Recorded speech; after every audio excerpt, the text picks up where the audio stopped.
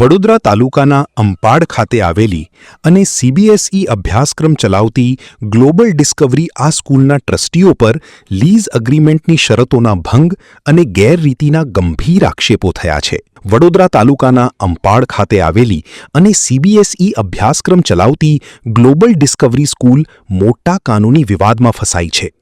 Global education research foundation trust હેઠળ ચાલતી આ સ્કૂલના ટ્રસ્ટીઓ પર લીઝ અગ્રીમેન્ટની શરતોના ભંગ અને ગેરરીતિના ગંભીર આક્ષેપો થયા છે. આ વિવાદના કારણે શાળામાં અભ્યાસ કરતા 200થી વધુ નિર્દોષ વિદ્યાર્થીઓનું શૈક્ષણિક ભવિષ્ય દાવ પર લાગી ગયું છે. ટ્રસ્ટે જમીન અને બાંધકામ માલિકો સાથે કરેલા કરાર મુજબ 29,543 સ્ક્વેર ફૂટ બિલ્ડિંગ એરિયાનું નક્કી થયેલું ભાડું દર મહિનાની 7 તારીખ સુધીમાં ચૂકવવાનું હતું. જો કે વર્ષ 2018થી ટ્રસ્ટ દ્વારા સમયસર ભાડું ન ચૂકવાતા અને નાણાકીય શરતોનું પાલન ન થતાં જમીન માલિકોએ વારંવાર લીગલ નોટિસો આપી હતી. ટ્રસ્ટ તરફથી કોઈ સંતોષકારક જવાબ ન મળતા આખરી જમીન માલિક રમેશ પટેલે હાઈકોર્ટના દ્વાર ખટખટાવ્યા હતા, જેના આધારે સપ્ટેમ્બર 2023માં આર્બિટ્રેટરની નિમણૂક કરવામાં આવી હતી. બંને પક્ષોની દલીલો અને દસ્તાવેજોની ચકાસણી કર્યા બાદ હાઈકોર્ટના આર્બિટ્રેશન સેન્ટરે ગત ઓક્ટોબર 2025માં જમીન માલિકોની તરફેણમાં ચુકાદો આપ્યો હતો. ઓર્ડર મુજબ સ્કૂલ ટ્રસ્ટે 31 મે 2026 સુધીમાં જગ્યા ખાલી કરી શાંતિપૂર્ણ કબજો સોંપવાનો રહેશે.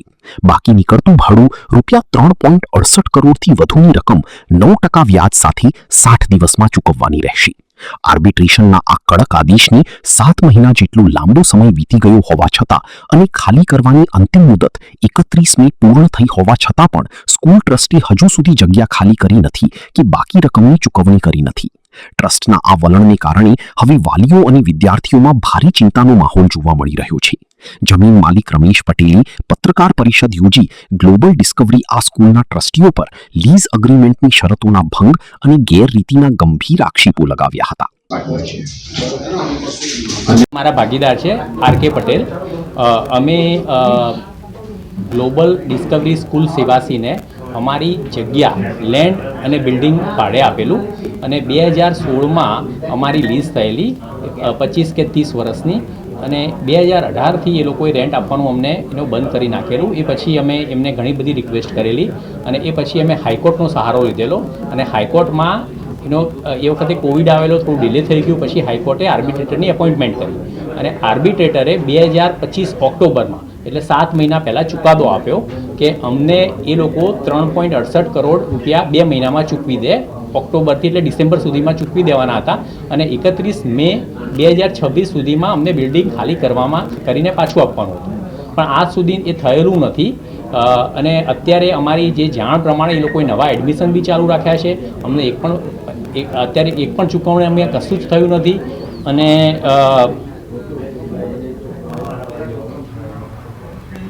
અને અત્યારે અમે છે ને કન્ટેમ્પ્ટ ઓફ કોર્ટ, એમને કોર્ટના હુકમનો અનાદર કર્યો એટલા માટે અમે કન્ટેમ્પ્ટ ઓફ કોર્ટનો અત્યારે હવે અમે એના પાછળ અમારા વકીલને કહીશું કે એ લોકો અરજી કરશે. જે સમયે આપણે જમીન આપી, કોણે જોઈને આપી હતી? વાત કરવા માટે જમીન અને બિલ્ડિંગ અમે આપ્યું એ વખતે અમારું જે કરસ્પોન્ડન્ટ થતું હતું એ પંકજ બિન્દ્રા કરીને હતો, જે અત્યારે હી ઇઝ નોટ એ ટ્રસ્ટીમાં છે નહીં અને અત્યારે જે અમારો કેસ લડે છે એ ટ્રસ્ટીઓના પાવર ઓફ એટર્નીથી મૃણાલી મેકવાન જે પ્રિન્સિપાલ છે એ અમારી સાથે આ જે આર્બિટ્રેટરનો કેસ એ લોકોએ લડેલો છે. તમે ટ્રસ્ટીઓને જોયા નથી હજુ સુધી? ટ્રસ્ટીઓને અમે રૂબરૂ મુલાકાત આજ સુધી કરી નથી અને અમે ટ્રસ્ટીઓની ઘણીવાર એમની જોડે ઇન્ફોર્મેશન માગી છે કે અમને ટ્રસ્ટીઓની ઇન્ફોર્મેશન આપો. ઓફિશિયલી ફોન ઉપર બી માગેલી છે, ઈમેલ ઉપર બી માગેલી છે, પણ એ લોકો અમને ટ્રસ્ટીઓની ઇન્ફોર્મેશન પ્રોવાઈડ કરી નથી. બધું જ અત્યારે પાવર ઓફ એટર્ની થ્રુ અમારી જોડે થઈ રહ્યું છે. આ બિન્દ્રા આપને કોન્ટેક્ટમાં કેવી રીતે આવ્યા? પંકજ બિન્દ્રા એ મારા એક બીજા ફ્રેન્ડ છે ગિરીશ વાસવાની, એના થ્રુ અમે રેફરન્સમાં પંકજ બિન્દ્રાના આવેલા. વિદ્યાર્થી અને પેરેન્ટ્સને અમારે એ જ નમ્ર વિનંતી કરવી છે કે એનો અત્યાર સુધી સ્કૂલવાળાઓએ એ લોકોને કોઈ જ અપડેટ આપેલું નથી કે આ કોર્ટનો ઓર્ડર થયેલો છે. અમારે પેરેન્ટ્સને અને વિદ્યાર્થીઓને એ જ ઇન્ફોર્મ કરવું છે કે આ સ્કૂલ એ લોકોએ 31 મે 2026 સુધીમાં અમને ખાલી કરીને પોઝિશન આપવાનું હતું, જે હજુ એમને આપ્યું નથી અને અત્યારે અમે કન્ટેમ્પ્ટ ઓફ કોર્ટમાં જઈશું.